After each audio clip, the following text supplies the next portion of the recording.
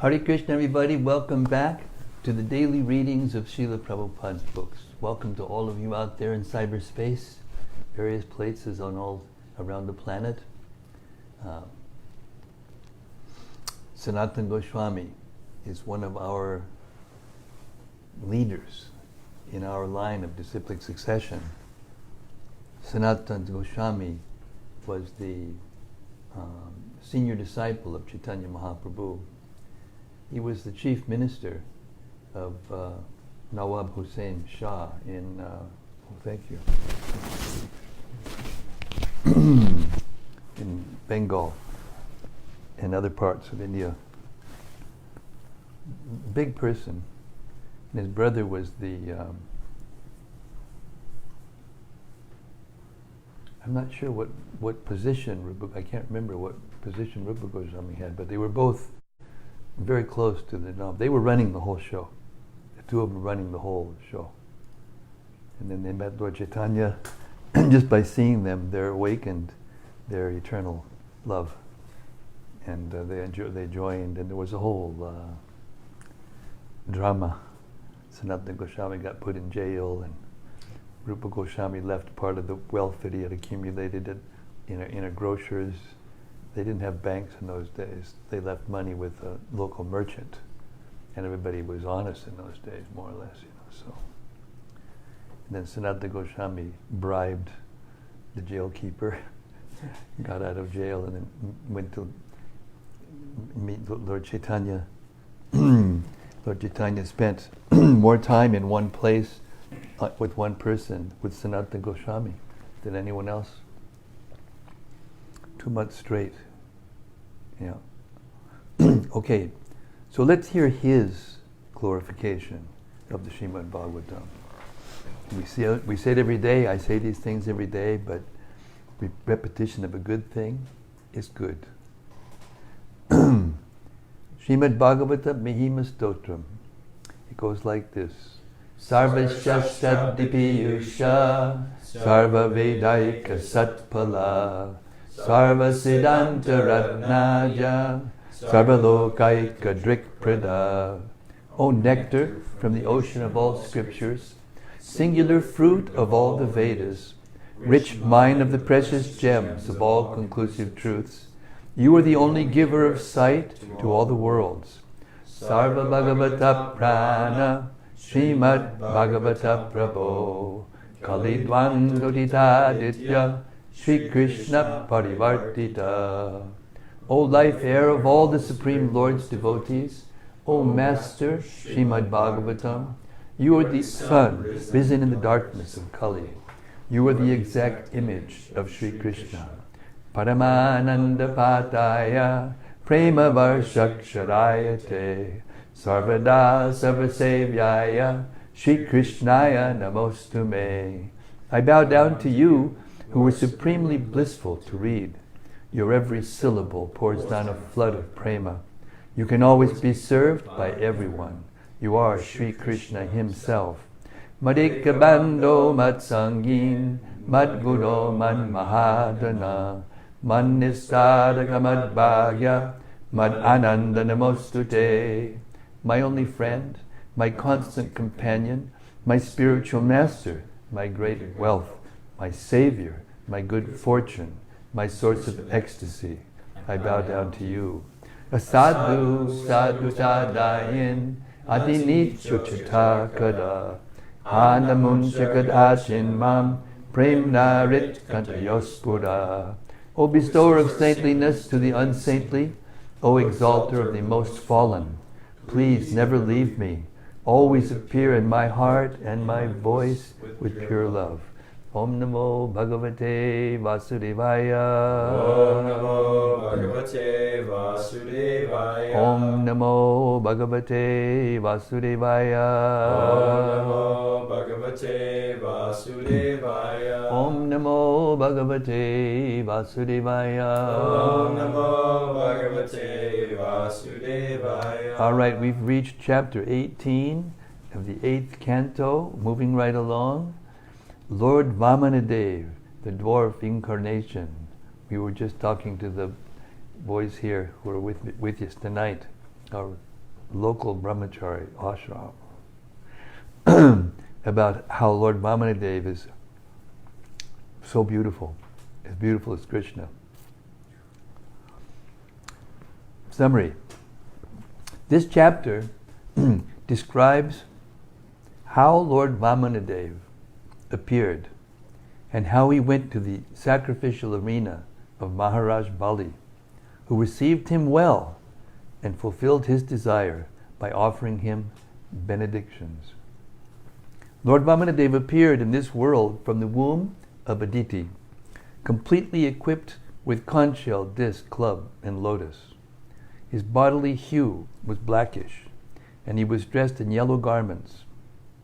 Lord Vishnu appeared at an auspicious moment on Shravana Dwadashi, when the Abhijit star had risen.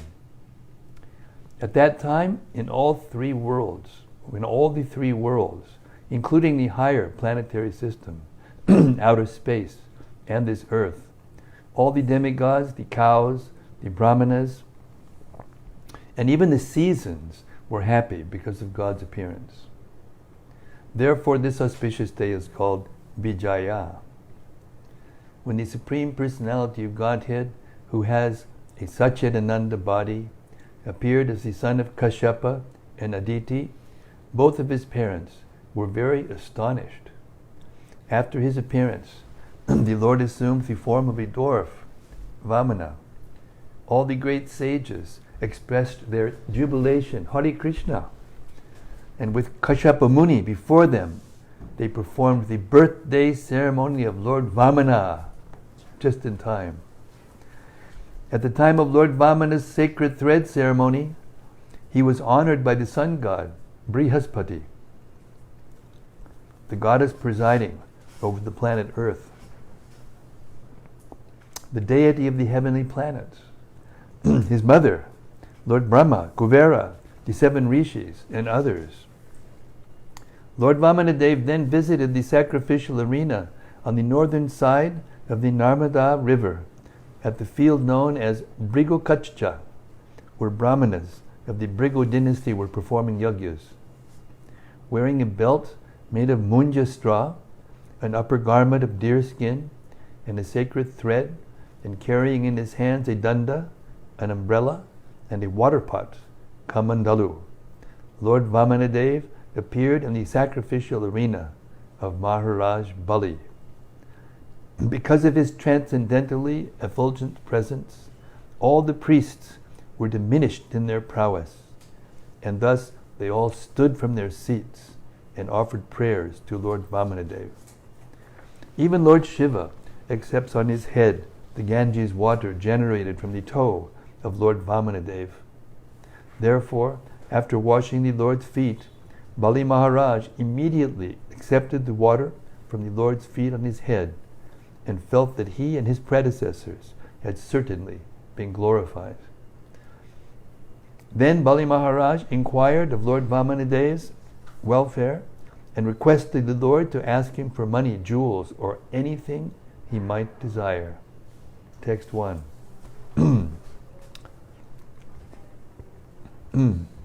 Shukadeva Goswami said, after Lord Brahma had thus spoken, glorifying the Supreme Lord's activities and prowess. Just a second, I have to turn down the volume. There you go. Shukadeva Goswami said, after Lord Brahma, Hare Krishna. I'll wait till we have new arrivals. Wait till you're just in time for the beginning of the appearance of Lord Vamanadeva. Shukadeva Goswami said, after Lord Brahma had thus spoken, glorifying the Supreme Lord's activities and prowess, the Supreme Personality of Godhead, who was never subject to death like an ordinary living being, appeared from the womb of Aditi. His 4 hands were decorated with the conch shell, club, lotus, and disc. He was dressed in yellow garments, and his eyes appeared like the petals of a blooming lotus.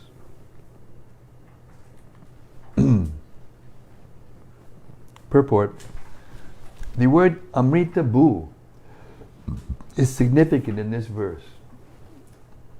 The Lord sometimes appears like an ordinary child taking birth, but this does not mean that he is subject to birth, death, or old age.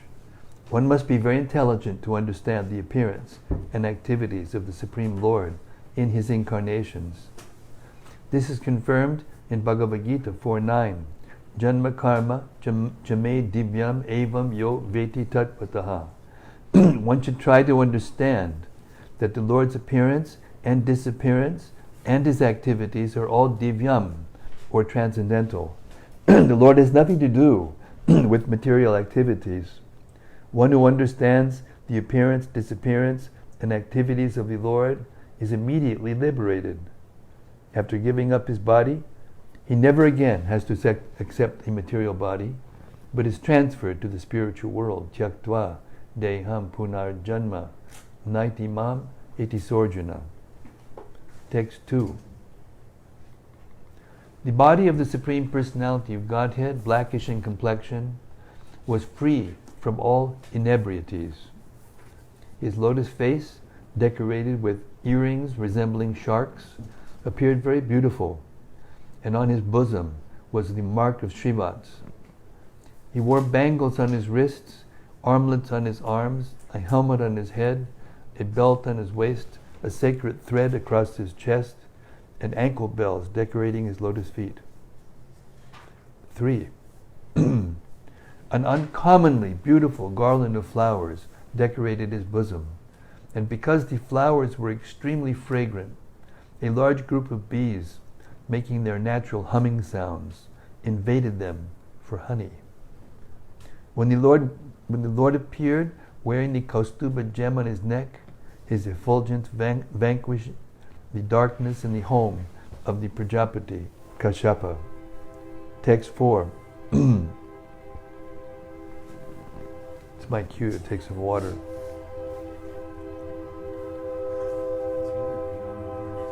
Huh?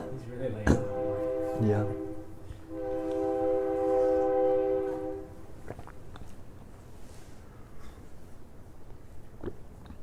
Rail rage. They have road rage, now they have rail rage.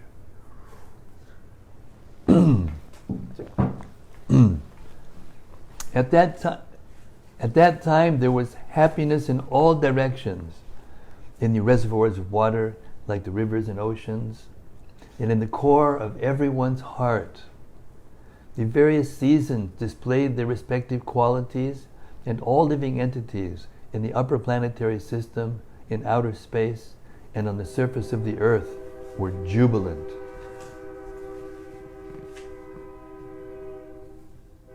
Conch shell?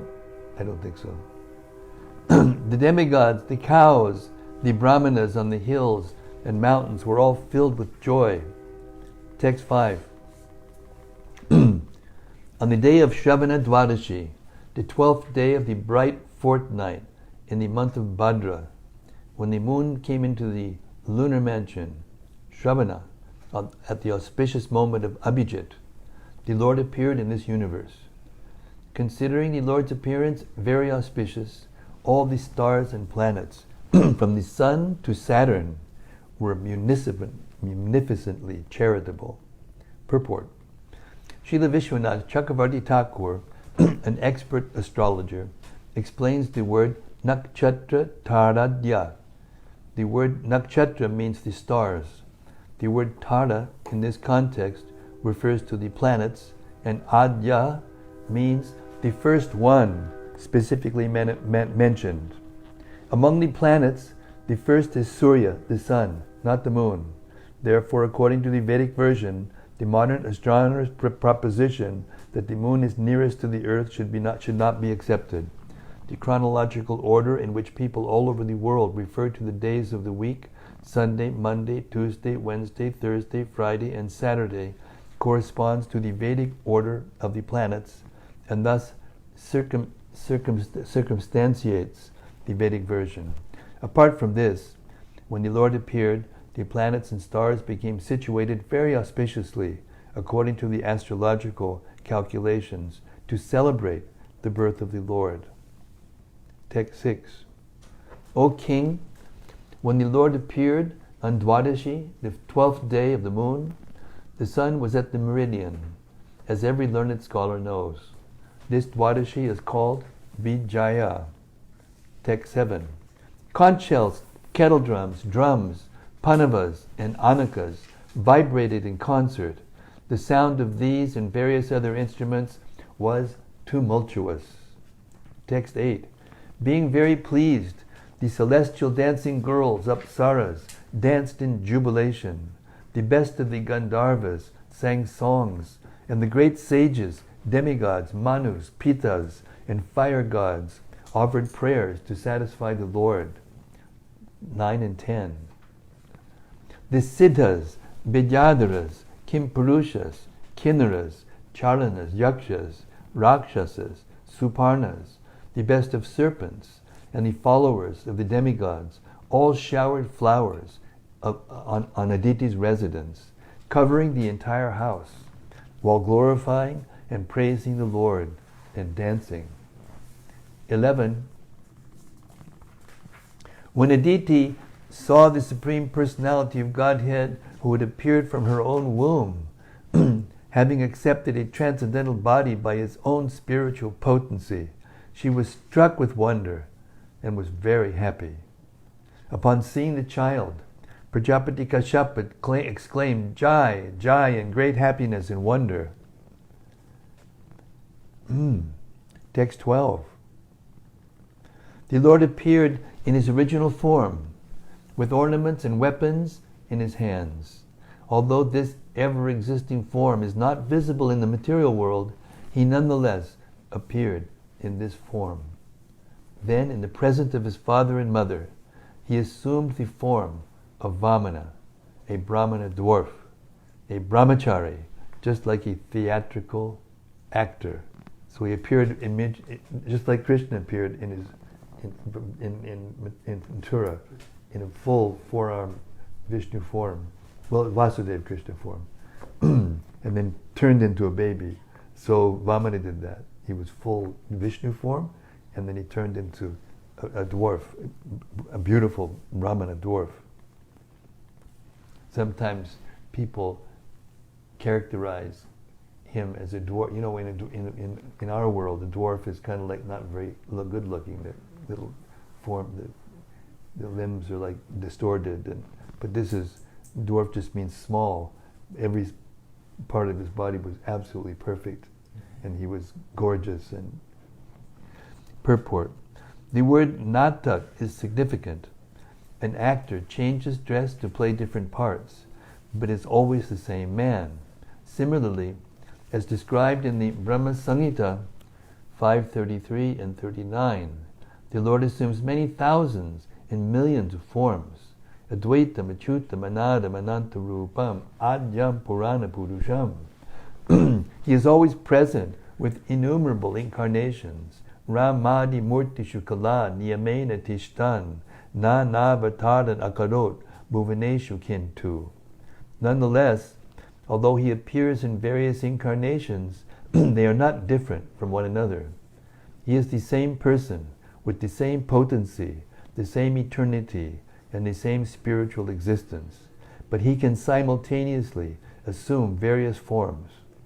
When Vamanadeva appeared from the womb of his mother, he appeared in the form of Narayana, with 4 hands equipped with the necessary symbolic weapons, and then immediately transformed himself into a brahmachari vatu. This means that his body is not material. One who thinks that the Supreme Lord assumes a material body is not intelligent.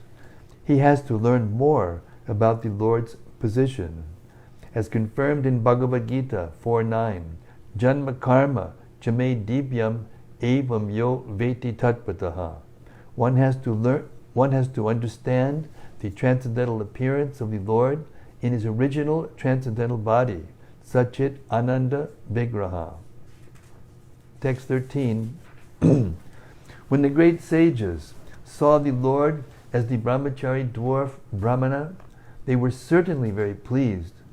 Thus they placed before them Kashyapa Muni, the Prajapati, and performed all the ritualistic ceremonies, such as the birthday ceremony.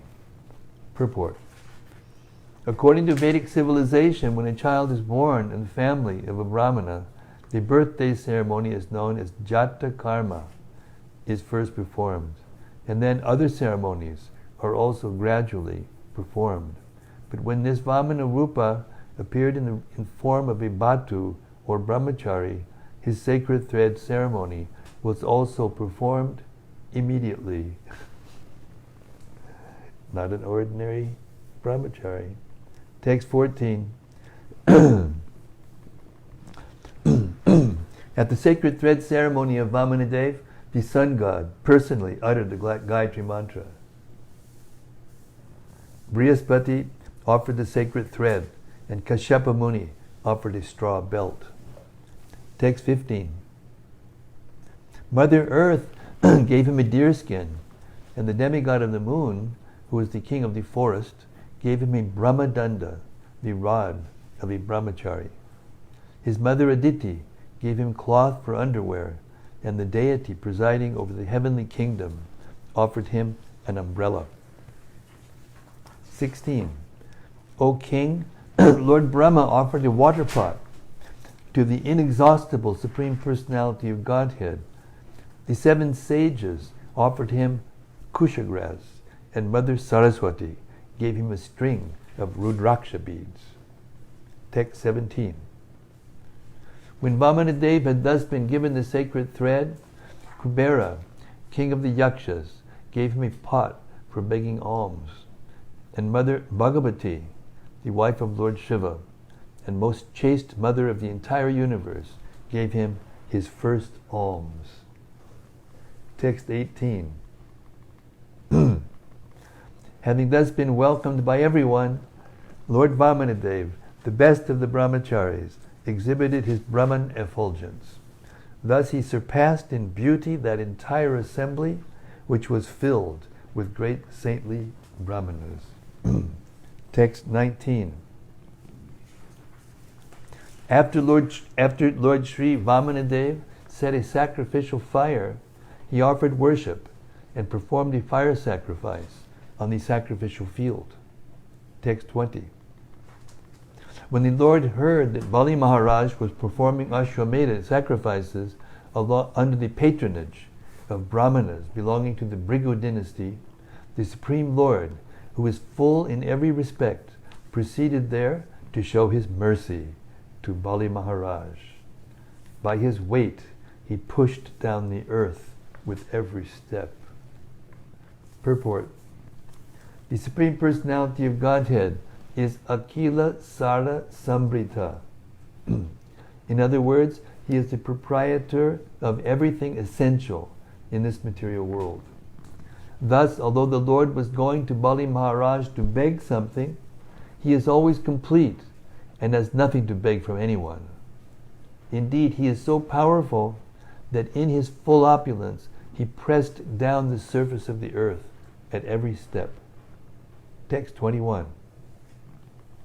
While engaged in performing the sacrifice in the field known as Bhrigukachcha on the northern bank of the Narmada River, the Brahminical priests, the descendants of Bhrigu, saw Vamanadeva to be like the sun rising nearby.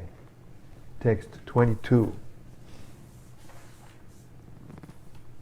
O king, because of Vamanadeva's bright effulgence, the priests, along with Bali Maharaj, and all the members of the assembly were robbed of their splendor. Thus they began to ask one another whether the sun god himself, Sanat Kumara, or the fire god, had personally come to see the sacrificial ceremony. Text 23. While the priests of the Bhrigu dynasty and their disciples talked and argued in various ways, the Supreme Personality of Godhead, Vamanadeva, holding in his hands the rod, the umbrella, and the water pot full of water, entered the arena of the Ashwamedha sacrifice. 24 and 25. Appearing as a Brahmana boy, wearing a belt of straw, a sacred thread, an upper garment of deerskin, and matted locks of hair, Lord Vamanadeva entered the arena of sacrifice. His brilliant effulgence diminished the brilliance of all the priests and their disciples, who thus stood from their seats and welcomed the Lord properly by offering obeisances. Text 26. Bali Maharaj, jubilant at seeing Lord Vamanadeva, whose beautiful limbs contributed equally to the beauty of his entire body, offered him a seat with great satisfaction. Text 21. Thus offering a proper reception to the Supreme Personality of Godhead, who is always beautiful to the liberated souls, Bali Maharaj worshipped him by washing his lotus feet. Text 28. Lord Shiva, the best of demigods, who carries on his forehead the emblem of the moon, receives on his head with great devotion the Ganges water emanating from the toe of Vishnu. Being aware of religious principles, Bali Maharaj knew this. Consequently, following in the footsteps of Lord Shiva, he also placed on his head the water that had washed the Lord's lotus feet. Purport: he was just preparing himself to get the mercy of the Lord, getting purified. Purport: Lord Shiva is known as Gangadhara, or one who carries the water of Ganges on his head. On Lord Shiva's forehead is the emblem of the half moon. Yet to give supreme respect to the Supreme Personality of Godhead, Lord Shiva placed the water of the Ganges above this emblem. This example should be followed by everyone, or at least by every devotee. Because Lord Shiva is one of the Mahajans, similarly Bali Maharaj also later became a Mahajan. One Mahajan follows another Mahajan, and by following the Parampara system of Mahajana activities, one can become advanced in spiritual consciousness. The water of the Ganges is sanctified because it emanates from the toe of Lord Vishnu. Bali Maharaj washed the lotus feet of Vamanadeva, and the water with which he did so became equal to the Ganges. Bali Maharaj, who perfectly knew all religious principles, therefore took that water on his head, following in the footsteps of Lord Shiva. Text 29. Bali Maharaj then said to Lord Vamana, O Brahmana, I offer you my hearty welcome and my respectful obeisances. Please let us know what we may do for you. We think of you as the personified austerity of the great Brahmana sages. Text 30. O my Lord, because you have kindly arrived at our home, all my forefathers are satisfied. Our family and entire dynasty have been sanctified, and the sacrifice we are performing is now complete because of your presence. 31. O son of a Brahmana, today the fire sacrifice is ablaze according to the injunction of the Shastra, and I have been freed from all the sinful reactions of my life by the water that has washed your lotus feet. O my Lord, by the touch of your small lotus feet, the entire service of the world has been sanctified. 32. O son of a Brahmana, it appears that you have come here to ask me for something. Therefore, whatever you want, you may take from me. O best of those who are worshipable, you may take from me a cow, gold, a furnished house, palatable food and drink, the daughter of a Brahmana for your wife, prosperous villages, horses, elephants, chariots, or whatever you desire. Careful what you offer. Thus then the Bhaktivedanta purports of the 8th canto, 18th chapter of Srimad-Bhagavatam, entitled Lord Vamanadeva, the Dwarf. Incarnation. Sri Vamanadeva, please. Jai Ho. Jai Ho. Okay, moving on. 19. Lord Vamanadeva begs charity from Bali Maharaj. The 19th chapter describes how Vamanadeva asked for 3 paces of land in charity, how Bali Maharaj agreed to this proposal, and how Shukracharya forbade Bali Maharaj to fulfill Lord Vamanadeva's request.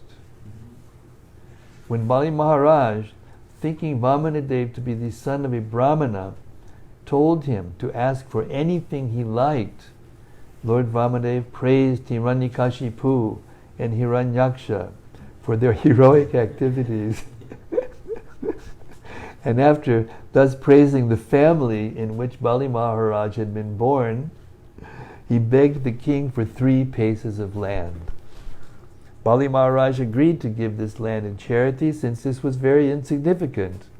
But Shukracharya, who could understand that Vamanadeva was Vishnu, the friend of the demigods, forbade Bali Maharaj to give this land. Shukracharya advised Bali Maharaj to withdraw his promise. He explained that in subduing others, in joking, in responding to danger, in acting for the welfare of others, and so on, one could refuse to fulfill one's promise, and there would be no fault. By this philosophy, Shukracharya tried to dissuade Bali Maharaj from giving land to Lord Vamanadeva. Text 1. Shukadeva Goswami continued, when the Supreme Personality of Godhead, Vamanadeva, heard Bali Maharaj speaking in this pleasing way, he was very satisfied, for Bali Maharaj had spoken in terms of religious principles. Thus the Lord began to praise him. Remember when Hiranyakashipu was so angry after Hiranyaksha, his brother, had been killed, and he was speaking with his relatives who were grieving? He just spoke all this high Vedic philosophy. So even the demons in those days, in those ages, knew the philosophy. Nowadays, no one knows any philosophy.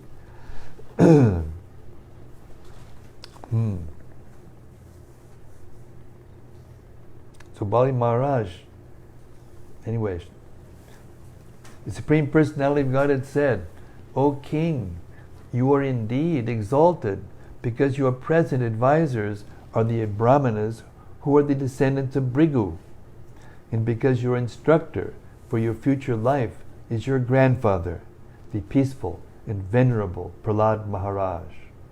Your statements are very true, and they completely agree with religious etiquette. They are in keeping with the behavior of your family, and they enhance your reputation. Purport. Prahlad Maharaj is a vivid example of a pure devotee. Someone might argue that since Prahlad Maharaj, even though very old, was attached to his family, and specifically to his grandson Bali Maharaj, how could he be an ideal example? Therefore, this verse uses the word prashanta. A devotee is always sober. He is never disturbed by any conditions. Even if a devotee remains in grahastha life and does not renounce material possessions, he should still be understood to be prashanta, sober, because of his pure devotion to the Lord. Sri Chaitanya Mahaprabhu therefore said, Kiba bipra kiba nyasi shudra keni noi, ye Krishna tattvaveta, se guru hoy. Whether one is a brahmana, a sannyasi, or a shudra, regardless of what he is, he can become a spiritual master if he knows the science of Krishna. C.C. Madhya 8.128. Anyone completely aware of the science of Krishna, regardless of his status of life, is a guru. Thus, Prahlad Maharaj is a guru in all circumstances.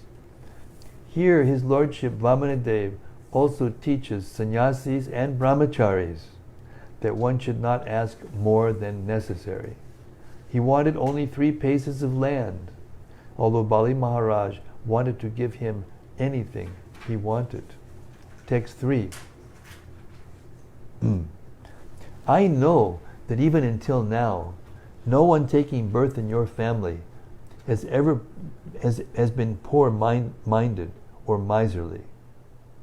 No one has refused to give charity to brahmanas, nor after promising to give charity has anyone failed to fulfill his promise. Text 4. O King Bali, never in your dynasty has the low-minded king been born, who upon being requested has refused charity to brahmanas in holy places, or a fight to Kshatriyas on a battlefield. And your dynasty is even more glorious due to the presence of Prahlad Maharaj, who was like the beautiful moon in the sky. Purport. The symptoms of a Kshatriya are given in Bhagavad Gita. One of the qualifications is willingness to give charity, dana. A Kshatriya does not refuse to give charity when requested by a Brahmana, nor can he refuse to fight another Kshatriya. A king who does refuse is called low-minded. In this dynasty of Maharaj Bali, there were no such low-minded kings. Text 5. It was in your dynasty that Hiranyaksha was born. Carrying only his own club, he wandered the globe alone, without assistance, to conquer all directions, and no hero he met could rival him. Text 6. When delivering the earth from the Garbhodak sea, Lord Vishnu, in his incarnation as a boar, killed Hiranyaksha, who had appeared before him. The fight was severe, and the Lord killed Hiranyaksha with great difficulty. Later, as the Lord thought about the uncommon prowess of Hiranyaksha, he felt himself victorious indeed. 7. When Hiranyakashipu heard the news of his brothers being killed, with great anger, he went to the residence of Vishnu, the killer of his brother, wanting to kill Lord Vishnu. Text 8. Seeing Hiranyakashipu coming forward bearing a trident in his hand like personified death, Lord Vishnu, the best of all mystics and the knower of the progress of time, thought as follows. Wheresoever I go, Hiranyakashipu will follow me, as death follows all living entities. Therefore, it is better for me to enter the core of his heart. For then, because of his power to see only externally, he will not see me. Text 10. Lord Vamanadeva continued, O King of the demons, after Lord Vishnu made this decision, he entered the body of his enemy, Hiranyakashipu, who was running after him with great force. In a subtle body inconceivable to Hiranyakashipu, Lord Vishnu, who was in great anxiety, entered Hiranyakashipu's nostril along with his breath. Purport. The Supreme Personality of Godhead is already in the core of everyone's heart. Ishwarat, Sarvabhutanam, Riddhisher, Junatishtati. Bhagavad Gita 1861. Logically, therefore, it was not at all difficult for Lord Vishnu to enter Hiranyakashipu's body. The word Vibhigna Chetaha, very anxious, is significant. It is not that Lord Vishnu was afraid of Hiranyakashipu. Rather, because of compassion, Lord Vishnu was in anxiety about how to act for his welfare. Text 11. Upon seeing that the residence of Lord Vishnu was vacant, Hiranyakashipu began searching for the Lord Vishnu everywhere. Angry at not seeing him, Hiranyakashipu screamed loudly and searched the entire universe, including the surface of the earth, the higher planetary systems, all directions, and all the caves and oceans. But Hiranyakashipu, The greatest hero did not see Vishnu anywhere.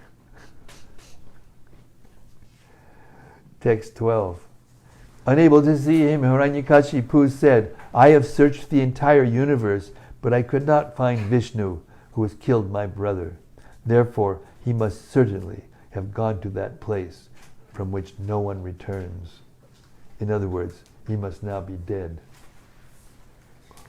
Purport. Atheists generally follow the Buddhist philosophical conclusion that at death everything is finished. Hiranyakashipu, being an atheist, thought this way. Because Lord Vishnu was not visible to him, he thought that the Lord was dead. Even today, many people follow the philosophy that God is dead. But God is never dead.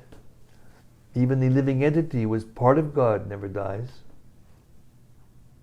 Na jayate mriyate va kadachit. For the soul there is never birth nor death. This is the statement of Bhagavad Gita 2:20. Even the ordinary living entity never takes birth or dies. What then is to be said of the Supreme Personality of Godhead, who is the chief of all living entities? He certainly never takes birth or dies. Ajopi son of Yayatma, Bhagavad Gita 4:6. Both the Lord and the living entity exist as unborn and inexhaustible personalities. Thus, Hiranyakashipu's conclusion that Vishnu was dead was wrong. As indicated by the word yato navartate puman, there is certainly a spiritual kingdom, and if the living entity goes there, he never returns to this material world. This is also confirmed in Bhagavad Gita 4:9. Tyaktva deham punarjanma naitimam etisorjuna. Materially speaking, every living entity dies. Death is inevitable. But those who are karmis, jnanis, and yogis return to this material world after death, whereas bhaktas do not. Of course, if a bhakta is not completely perfect, he takes birth in the material world again, but in a very exalted position, either in a rich family or a family of the purest brahmanas, shuchinam, srimatam, gehe, just to finish his development in spiritual consciousness. Those who have completed the course of Krishna consciousness and are free from material desire return to the abode of the Supreme Personality of Godhead. Yadgatva nanivartante tadama paramam mama. Here the same fact is stated. Yato na vartate puman. Any person who goes back home, back to Godhead, does not return to this material world. Text 13. Hiranyakashipu's anger against the Lord Vishnu persisted until his death. Other people, in the bodily concept of life, maintain anger only because of false ego and the great influence of ignorance. Purport. Generally speaking, even though the conditioned soul is angry, his anger is not perpetual, but temporary. It is due to the influence of ignorance. Hiranyakashipu, however, maintained his enmity and his anger against Lord Vishnu until the point of death. He never forgot his vengeful attitude toward Vishnu for having killed his brother, Hiranyaksha. Others, in the bodily concept of life, are angry at their enemies, but not at Lord Vishnu. Hiranyakashipu, however, was everlastingly angry. He was angry not only because of false prestige, but also because of continuous enmity toward Vishnu. 14. Your father, Virochana, the son of Maharaj Prahlad, was very affectionate toward Brahmanas, although he knew very well that it was the demigods who had come to him in the dress of Brahmanas. At their request, he delivered to them the duration of his life. Purport. Maharaj Virochana, Bali's father, was so pleased with the Brahmana community that even though he knew that those approaching him for charity were the demigods in the dress of Brahmanas, he nonetheless agreed to give it. Text 15. You have also observed the principles followed by great personalities who were householder Brahmanas, by your forefathers and by great heroes who were extremely famous for their exalted activities. Text 16.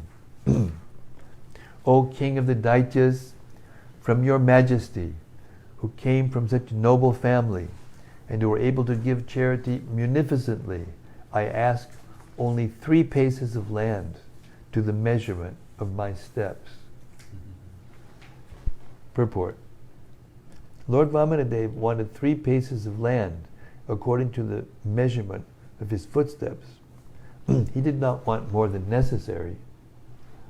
But although he pretended to be an ordinary human child, he actually wanted the land comprising the upper, middle, and lower planetary systems. This was just to show the prowess of the Supreme Personality of Godhead. Text 17. O King, controller of the entire universe, although you are very munificent and are able to give me as much land as I want, I do not want anything from you that is unnecessary. If a learned Brahmana takes charity from others only according to his needs, he does not become entangled in sinful activities. Purport. A Brahmana or sannyasi is qualified to ask charity from others, but if he takes more than necessary, he is punishable. No one can use more of the Supreme Lord's property than necessary. Lord Vamanadeva indirectly indicated to Bali Maharaj that he was occupying more land than he needed. In the material world, all distresses are due to extravagance. One acquires money extravagantly and also spends it extravagantly. One acquires money. Such activities are sinful. All property belongs to the Supreme Personality of Godhead, and all living beings who are the sons of the Supreme Lord have the right to use the Supreme Father's property. But one cannot take more than necessary. This principle should especially be followed by Brahmanas and sannyasis who live at the cost of others. Thus, Vamanadeva was an ideal beggar, for he asked only 3 paces of land. Of course, there is a difference between his footsteps and those of an ordinary human being. The Supreme Personality of Godhead, by his inconceivable prowess, can occupy the entire universe, including the upper, lower, and middle planetary systems, by the unlimited measurement of his footsteps. Text 18.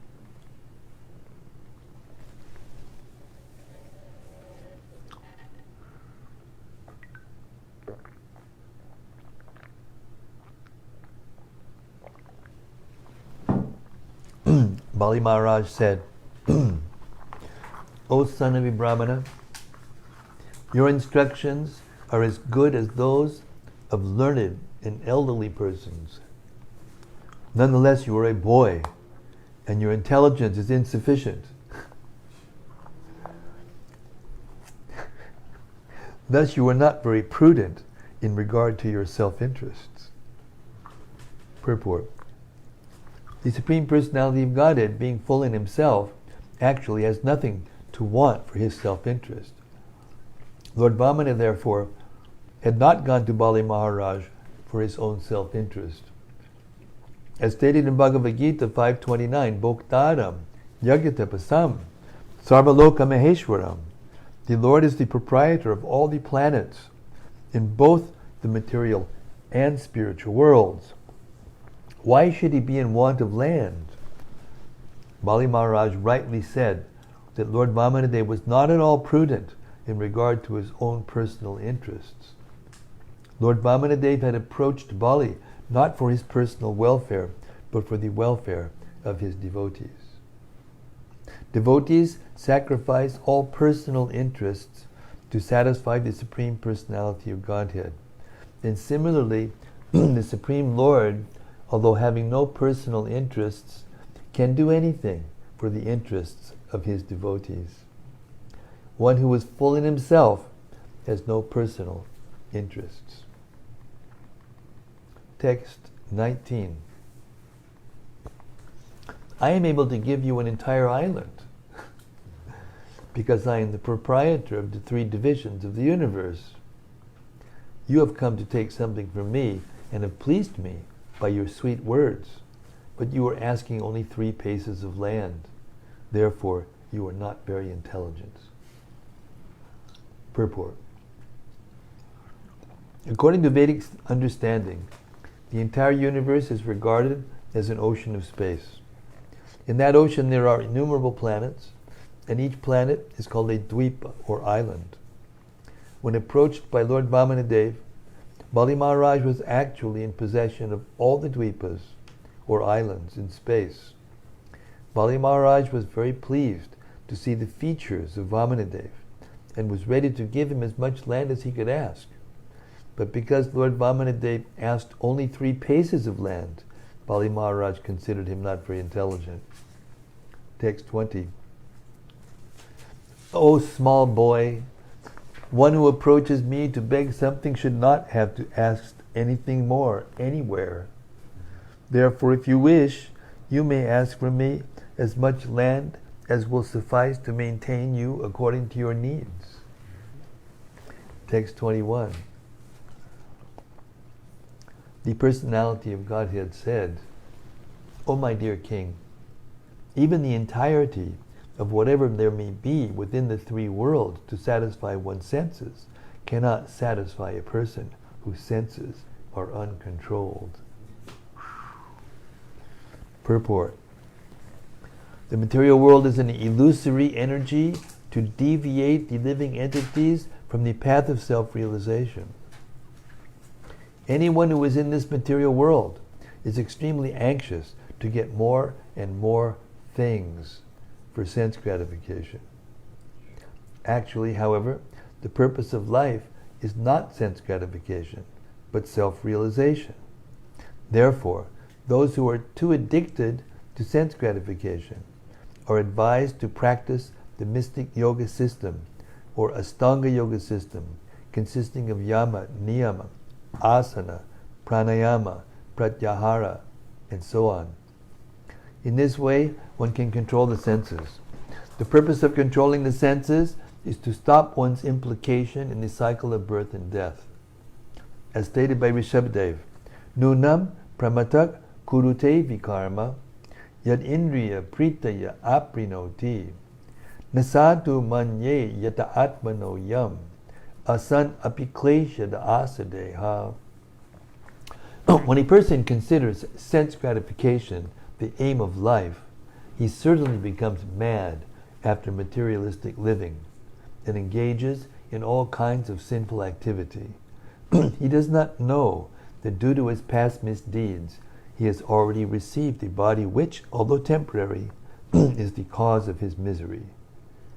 Actually, the living entity should not have taken on a material body, but he has been awarded the material body for sense gratification.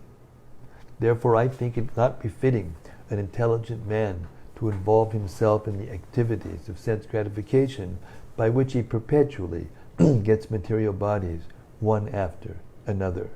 Bhagavatam 5.5.4. Thus, according to Rishabhdev, the human beings in this material world are just like madmen, engaged in activities which they should not perform, but which they do perform only for sense gratification.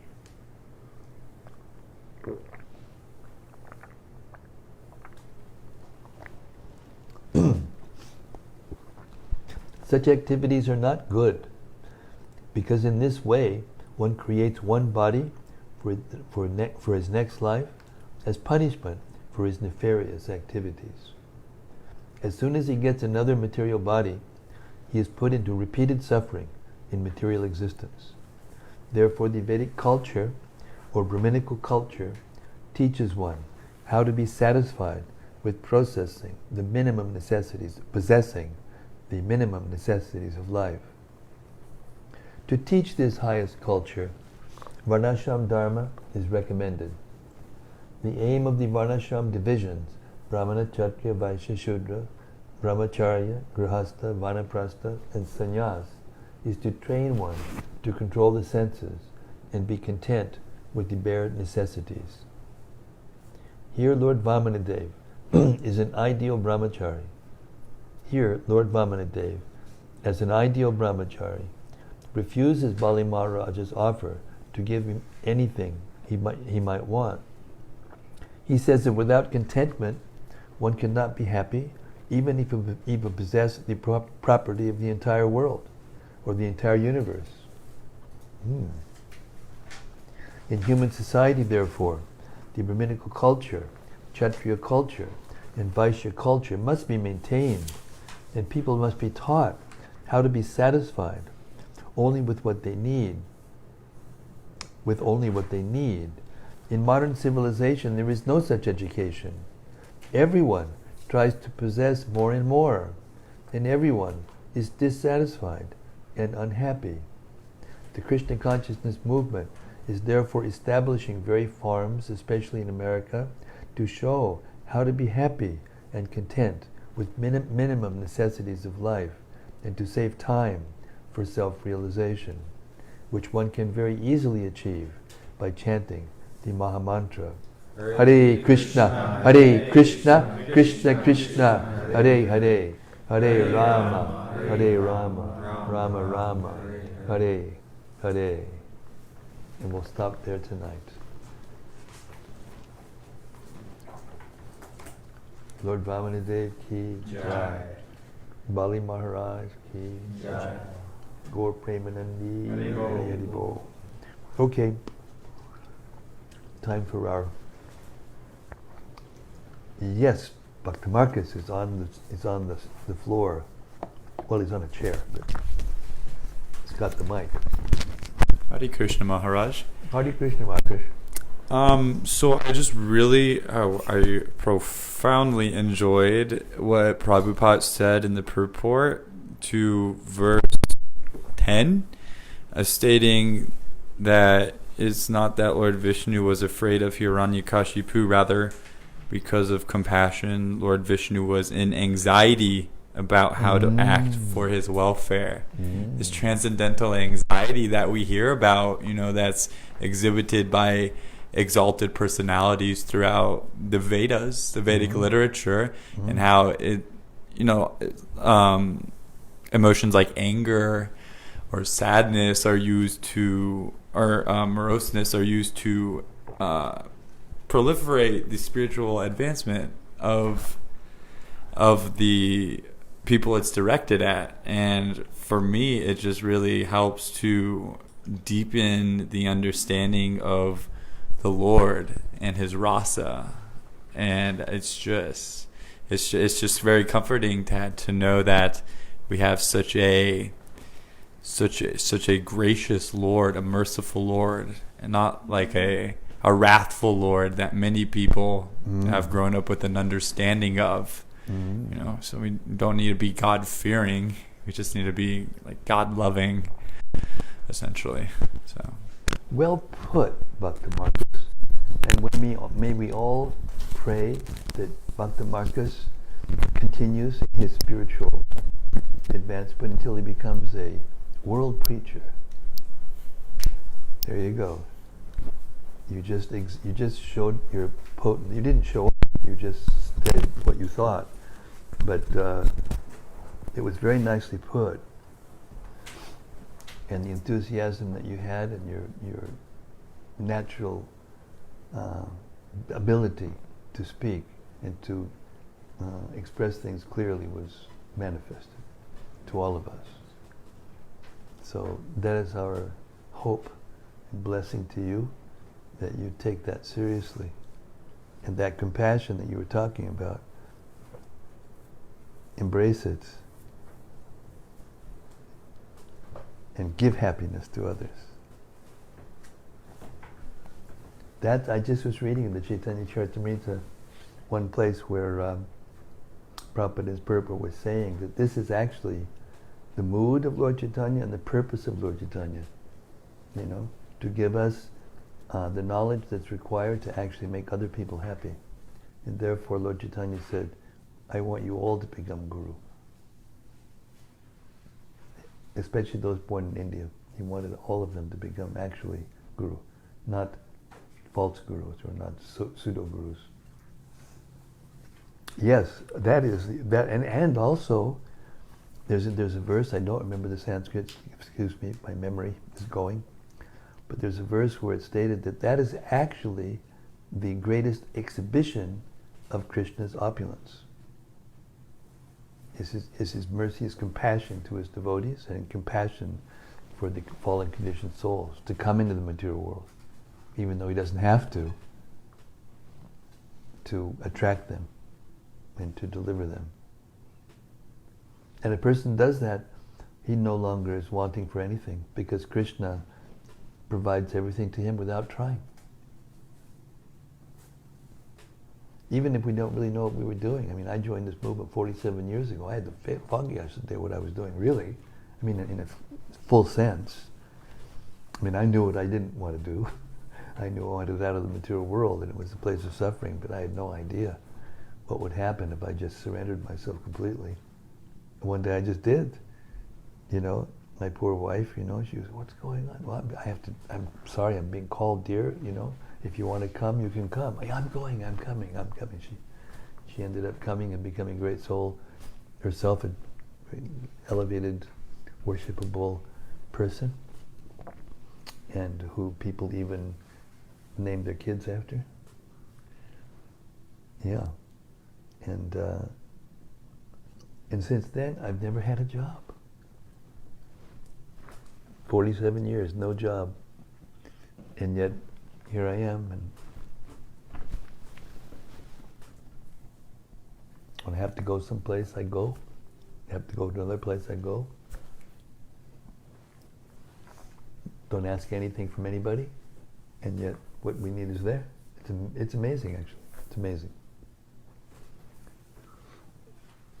So we take the example, the evidence before our eyes, and actually accept it, then we'll become very convinced and be able to give our life to doing this, to trying to, expand this, movement and spread this knowledge. That's real magnanimity, it's real selflessness, real selfless service, the greatest welfare work for human society, the most we can do.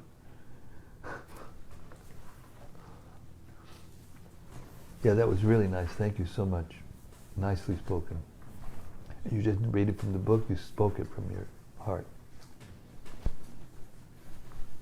Okay, who else?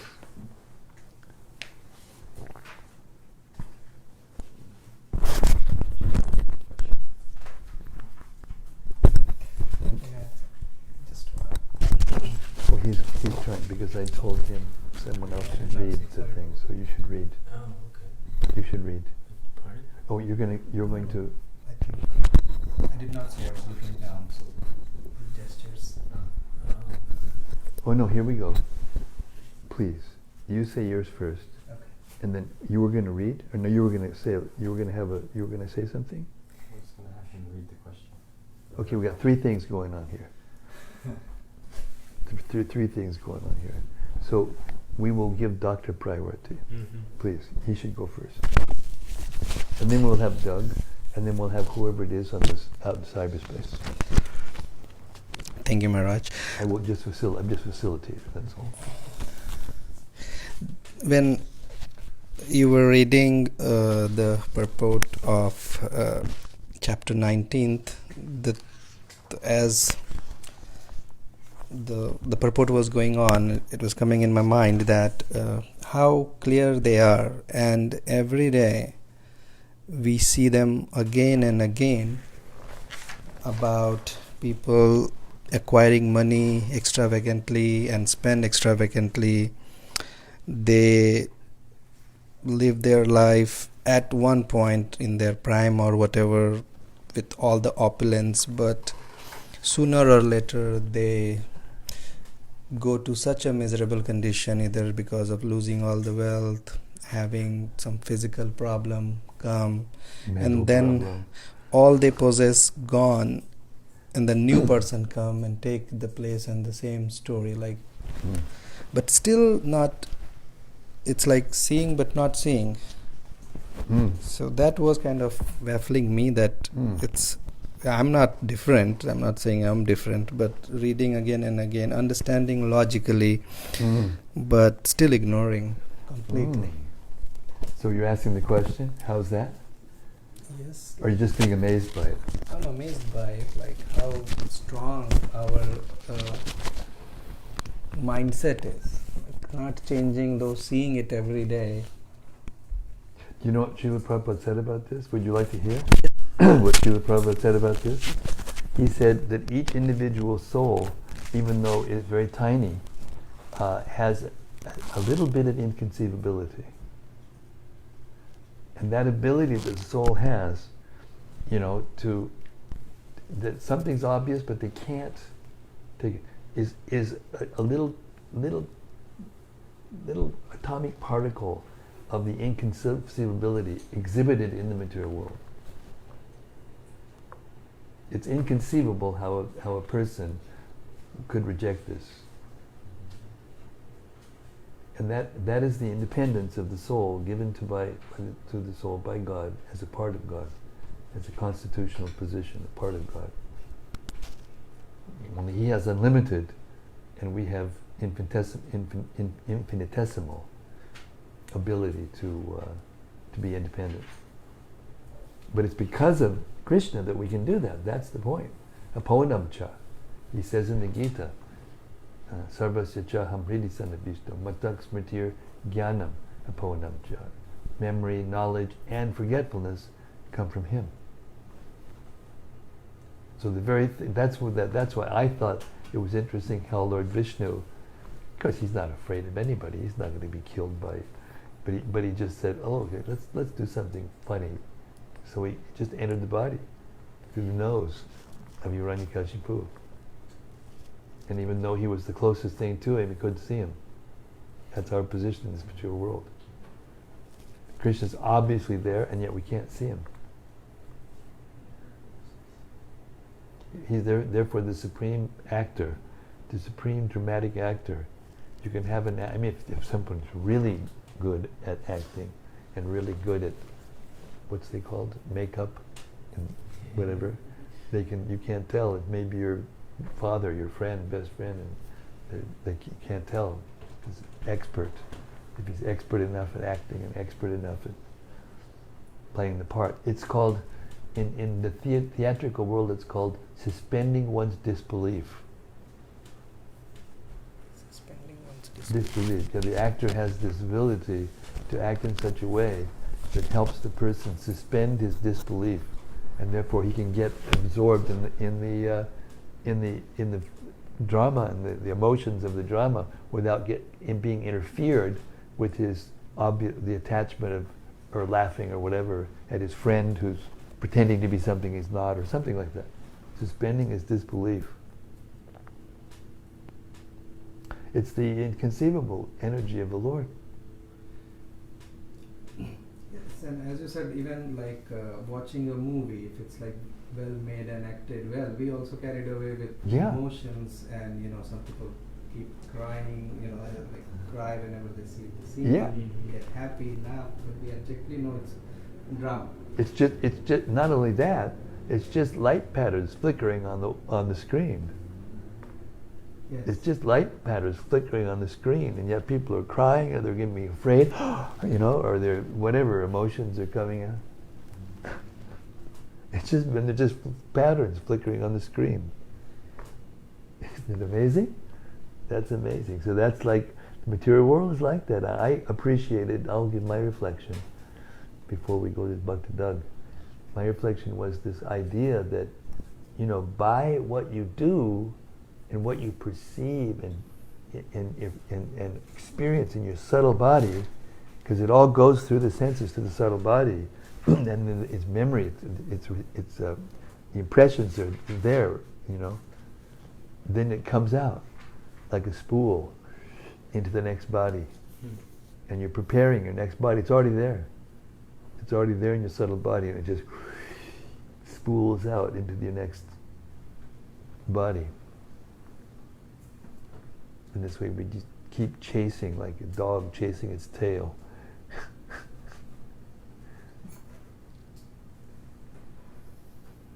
It's so mystical.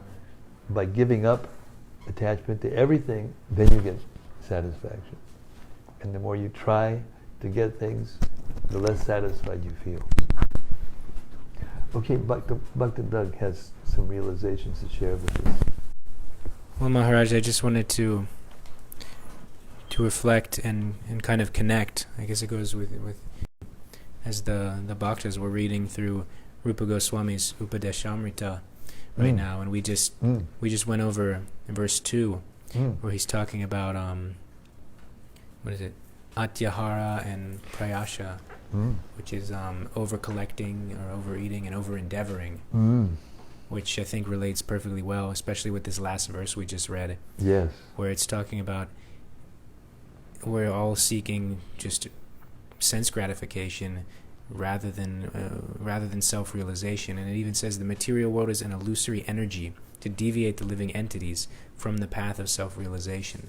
And you'll never be able to be satisfied through that route. You'll just keep chasing more and more and more. And then connecting it to what was read in the Nectar of Instruction, you completely miss out on the goal, which is to minimize your bodily needs and focus on chanting Hare Krishna and thinking of Krishna and worshipping. Yeah, the impersonalists and those who have a different outlook, they think, therefore you should stop endeavoring for anything. With the Vaishnavas, Prabhupada told us, you should be just as attached to becoming Krishna conscious as a materialist is to get everything in the world. You should try to get everything for Krishna. And that's why we have that beautiful temple, and we try to decorate the temple with the most beautiful things and offer the most delicate food and everything.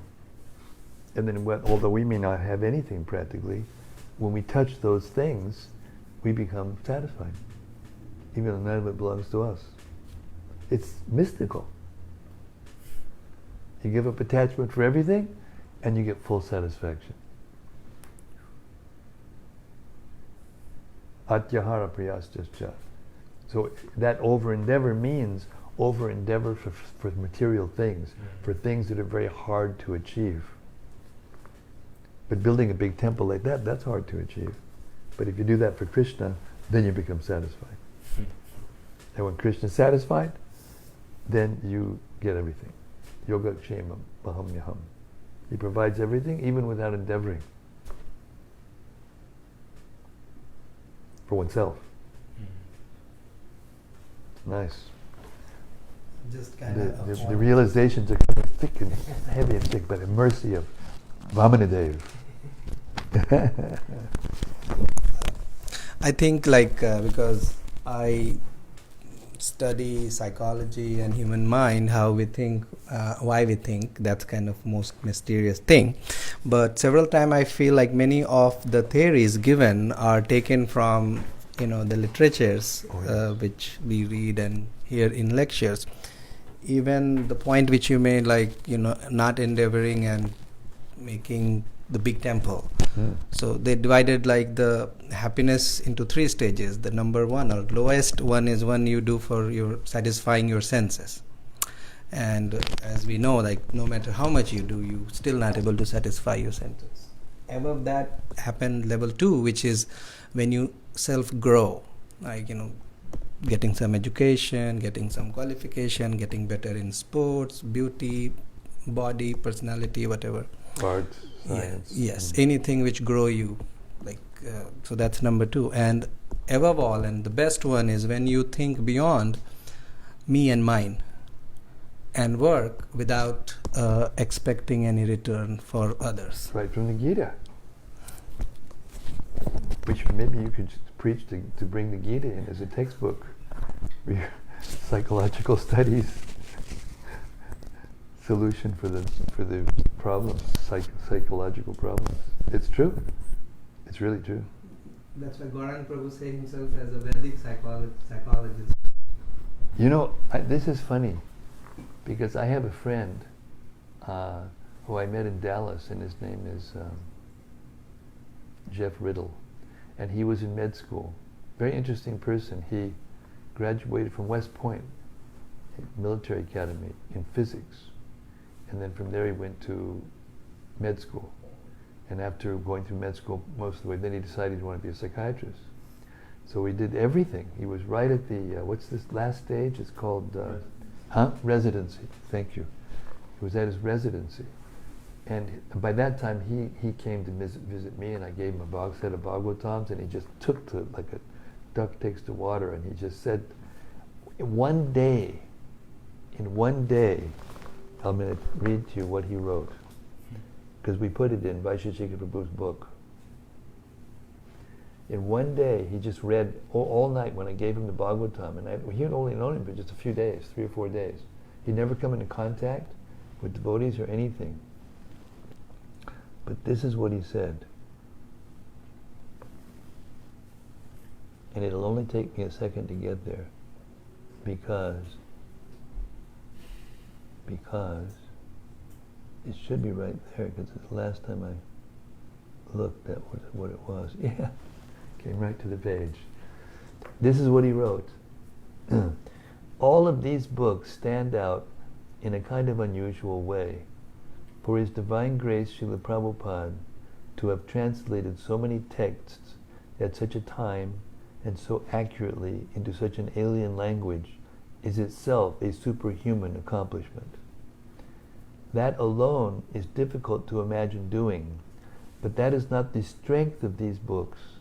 The unique thing is the quality and detail that was put into the purports. They're not lip service like they would be in any other book of translation. It's obvious that his entire soul has been put into this writing, as if the ink is made of faith and philosophy and love. But love for Krishna and for duty, not love for the feelings of the reader.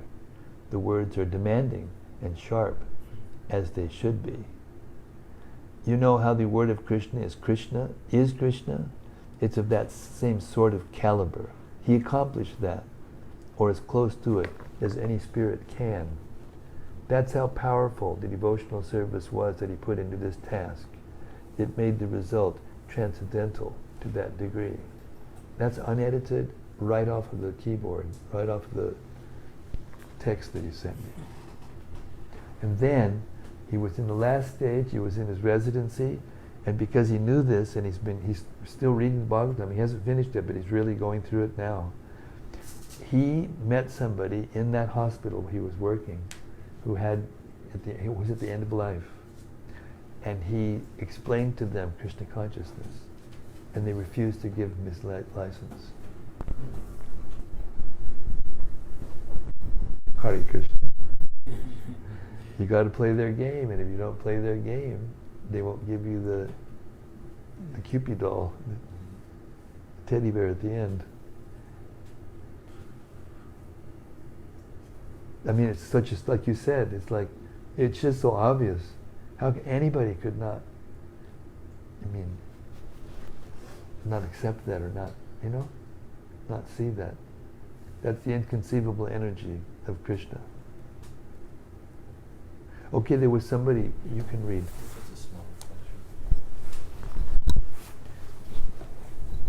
The great Brahmana is relinquishing his...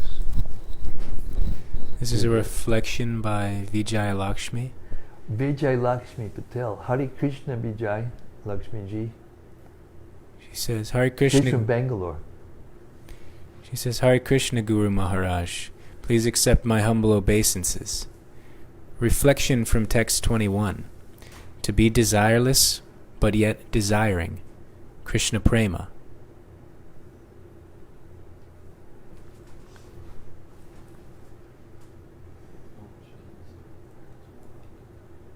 And she said, well, then she actually has a question now. It's not so easy to is it? It's not so easy to scroll up and down in this No. Facebook. They need to fix that. Maybe we can So her have a protest or something. Send out the activists. Yeah, I see. This is what I was trying to explain yesterday. So her question, text 18 purport, last sentence. One who is full in himself has no personal interest. Should it be, quote, has personal interest? She's asking an editing question. Well, I don't. keep going down to see, but well, there's something like I was telling you last night. Not all the comments show up. It says third question. This is the only question. So it's like there's some of the comments are left out of the feed. Very So, interesting. Yeah, it's like it cuts them out. Very interesting. Is that because we're going like this? Because we didn't used to have that problem when we were. Yeah, I noticed that when I use this phone and I'm using it like this rather than like this, sometimes when I use it like this, it doesn't scroll up the same. We should make an experiment. Yeah, I can check on my phone and see the rest of the comments. So. Yeah. No, this is brilliant idea. Check it on another phone. And then do it like this when it's upright, not landscape.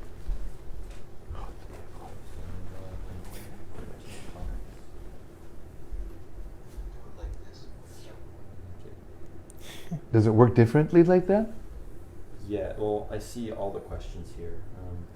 The next question. That's the a problem. Question, Guru Maharaj. Can a woman be a guru? With this vision, with this view. Yeah.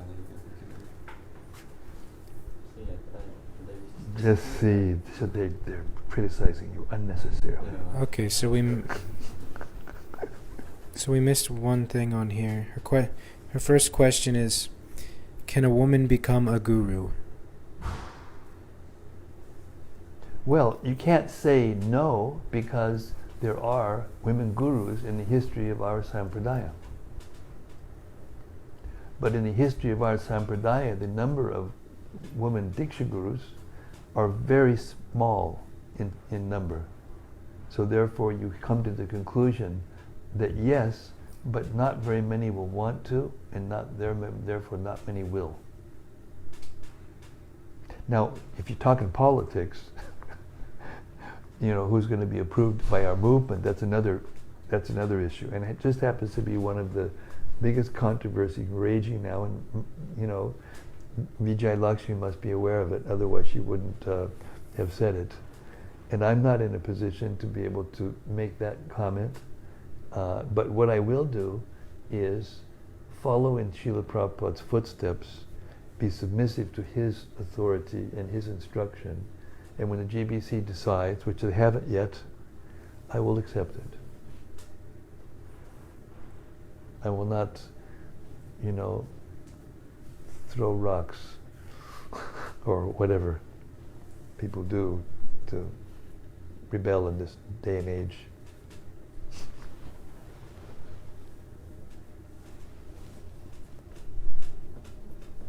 So the answer is, can a woman become guru? Yes, absolutely. Janamamata acted as Diksha Guru. Gangamati Swamini acted as guru, and there are others, but very few in the history of our whole sampradaya. Very few. There have been elevated women. They have been to the point where they're in the Bhagavatam speaking, Kunti Devi, Devahuti, but they don't take that position because most of them don't want to be looked at, by men, frankly, or they don't want to put themselves forward like that. And therefore you might want to say, if a person, and I also accept this for men also, if someone pushes to be guru, then I am suspicious. No one should push to be guru.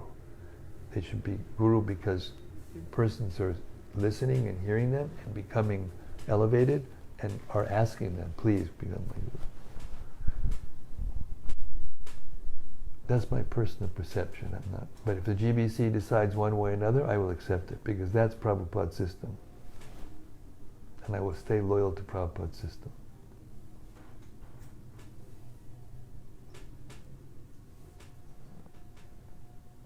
Something else? Well, it's just her other question about text 18 purport. She was asking about the last sentence, which says, "One who is full in himself has no personal interest." She was wondering if it should it be changed. Should it be has personal interest? Would you read the sentence again? So the last sentence in text 18 purport says, "One who is full in himself has no personal interest." And she's asking if it should be has personal interest. No, has no personal interest. That's right, it's correct in the text. Mm-hmm. Read the sentence again. One who is full in himself has no personal interest. Yes. Because a person who is full in himself has only Krishna's interests in his heart. Therefore he has no personal interest. But in doing that, he gets, all of his interest is fulfilled, but not by his attempt to fulfill his interest. It's Krishna who fulfills the interest. So therefore the English is correct. One who is full in himself has no personal interest. No material interest. No material attachment. Just attachment to the lotus feet of the Lord. And because the Lord is attached to those who are attached to Him fully, everything is provided to that person. Ananyas chintyanto mam yejanak parupasate tesham nityabhayuktanam yogak chemam aham yaham. If one is ananya chaitanya, if one's devotional service is full, then whatever that person needs is provided by the Lord. Whatever he lacks is provided, whatever he has is preserved directly by the Lord. And with that, I would bid thee adieu, because it's past 8 o'clock. It's a bewitching hour for me. I've got to get up tomorrow, and Rasika Shirmani is going to do the first recording tomorrow morning. That is, my voice works. Hare Krishna. Srimad-Bhagavatam ki jai. Lord Vamanadeva ki jai. Shukracharya ki boo.